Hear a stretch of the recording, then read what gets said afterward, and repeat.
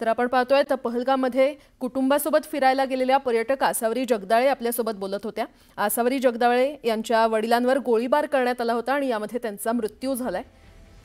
तर त्यांच्यासोबत असलेले त्यांचे काका कौस्तुभ गणबोटे यांचा देखील मृत्यू झालाय।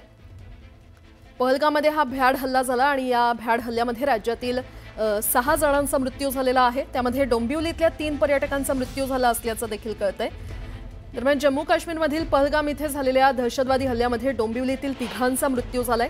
हेमंत जोशी, संजय लेले आणि अतुल मोने अशी या 3घांची नावं असून त्यांच्या दुर्दैवी मृत्यूचं वृत्त कळताच डोंबिवली शहरावर शोककळा पसरली आहे। हे 3घही मावस भावंड असल्याचं कळतंय।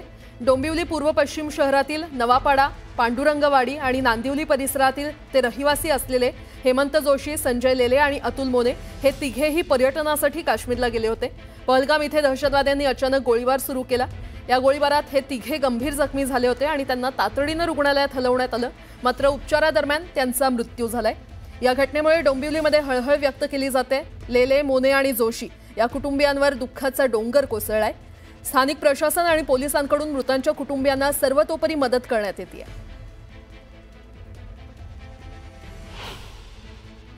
आमच्या मध्यंतरी मीटिंग होती एजीएम, तेव्हा त्यांनी आम्हाला सांगितलं होतं की आता आम्ही काश्मीरला फिरायला वर जाणार आहे।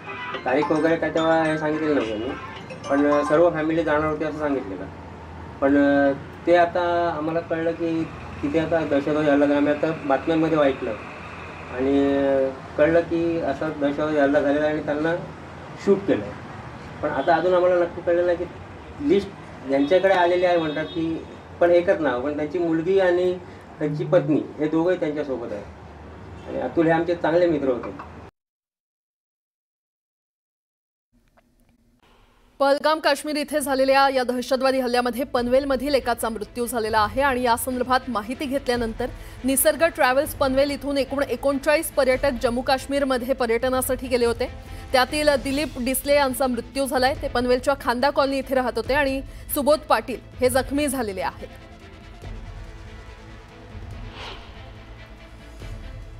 तर या संपूर्ण भ्याड हल्ल्यात महाराष्ट्रातील 6 जणांचा मृत्यू झाला असल्याचं पाहायला मिळतंय आणि त्यामध्ये पनवेलमधील देखील एका पर्यटकाचा मृत्यू झालेला आहे। दिलीप डिसले असं त्यांचं नाव आहे आणि त्यांचा हल्ल्यामध्ये मृत्यू झालाय। आम्हाला बेसिकली न्यूज थ्रू कळालं की असं असं झालंय करून दुपारी। मग त्याच्यानंतर इव्हनिंगला जेव्हा नेम फ्लॅश झाला तेव्हा वी गॉट कन्फर्म की he is no more, because कोणाचेही फोन लागत नव्हते। And then after some time इव्हनिंगला, थोडं लेट इव्हनिंगला पोलीस लोक आले। मग त्यांनी असं कळवलं की असं असं झालेलं आहे। ठीक आहे, पण तोपर्यंत आम्ही आमचे फ्लाईट तिकीट्स बुक केलेले 4 जणांचे। आता 4 जण चाललेत उद्या आणि ते बॉडी वगैरे जे काय आहे तिथे मग प्रोसेस होपफुली तिकडची गव्हर्नमेंट हेल्प करेल त्यांना सगळं करायला। पण आता कॅच हे आहे की आम्हाला प्रॉब्लेम आहे की रिटर्नचं ticket is very expensive. Hardly 2च फ्लाईट्स आहेत आणि ते पण 40,000 पर पर्सन आहे। तर आम्ही 4 जण चालले, प्लस त्या आईला घेऊन यायचं आहे। तर आय डोंट नो गव्हर्नमेंट काय सपोर्ट, म्हणजे गव्हर्नमेंटकडनं जर काही सपोर्ट मिळाला किंवा आय डोंट नो त्यांच्याकडनं काय हे मिळालं आहे का आम्हाला काढायचं तिकीट, तर ते क्लॅरिटी अजून मिळाली नाही आम्हाला। जम्मू कश्मीर में आज जो दर्दनाक और खौफनाक ऐसा हमला हुआ है कि जिसकी कड़ी से कड़ी निंदा करनी चाहिए।